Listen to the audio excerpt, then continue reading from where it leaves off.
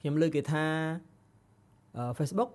រកលុយតតែគ្រប់100ក្នុងមួយខែទៅវាធ្លាក់តើបើសិនជាយើងរកលុយអត់គ្រប់100ទេតើលុយហ្នឹងគឺអាសាបងមែនទេបាទសួស្តីបងប្អូនទាំងគ្នាស្វាគមន៍មកកាន់វីដេអូថ្មីបាទអញ្ចឹងនៅក្នុងវីដេអូនេះខ្ញុំមកស្រាវចម្ងល់បងប្អូនទាំងគ្នាពាក់ព័ន្ធនឹងជំវិញរឿងការរកលុយជាមួយនឹង Facebook ជាពិសេសគឺលុយរកមិនគ្រប់ហើយវាធ្លាក់អត់ឬមួយក៏វាបាត់បង់អីទៅណាទៅណីអញ្ចឹងទៅបាទអញ្ចឹងខ្ញុំទទួលបានសំណួរនេះច្រើនហើយក៏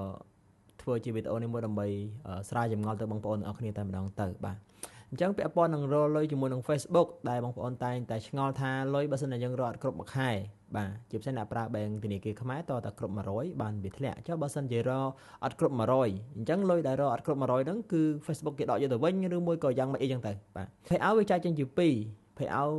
25ធ្លាក់គេហៅថា inside បាទ Payout 100ធ្លាក់ Payout outside ជាពិសេសអ្នកប្រើបែងខ្មែរហ្នឹងឯងជាទូទៅគឺតតែ100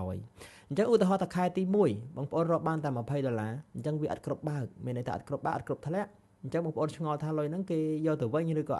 គេយកទុកជាអាសាបងឬក៏មិនបាទចម្លើយគឺគេអត់យកទៅណាទេបងប្អូនបាទហើយក៏គ្មានជាអាសាបងស្អីដែរបាទគឺលុយ$20ដែលយើងរកអត់គ្រប់ហ្នឹងខែទី1យើងរកលុយបានតែ20វាមិនបាត់ទៅណាទេគឺវានៅក្នុង Payout យ៉ាងហ្នឹងឯងហើយខែទី2បងប្អូនរកបានប្រហែលទៀតបាទដូចថា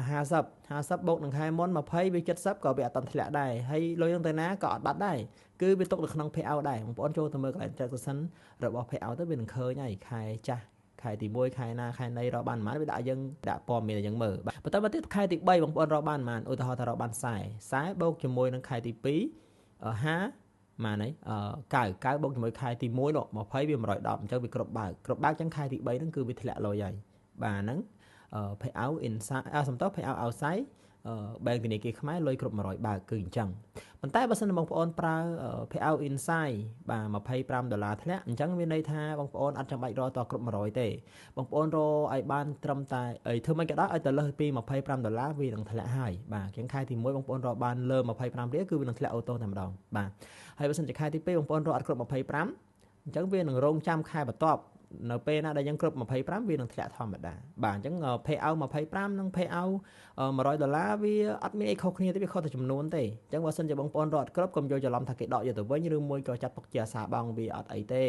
គ្រាន់តែខែណាដែលយើងបូកគ្នាទៅវាគ្រប់លុយបើគឺវាធ្លាក់ហើយបាទអញ្ចឹងវីដេអូនឹងមានប៉ុណ្ណឹងសង្ឃឹមថាបងប្អូនស្ដាប់ហើយនឹងយល់គ្រប់គ្នាបើចង់ឲ្យខ្ញុំធ្វើជាវីដេអូអីបង្ហាញក៏ដូចជាបញ្យល់ទៀតកុំភ្លេចជួយ comment នៅក្រោមវីដេអូមកខ្ញុំនឹងធ្វើវីដេអូបង្ហាញទៅបងប្អូនដល់ទៀត follow page ដើម្បីទទួលបាននូវវីដេអូថ្មីៗបន្តទៅមុខទៀត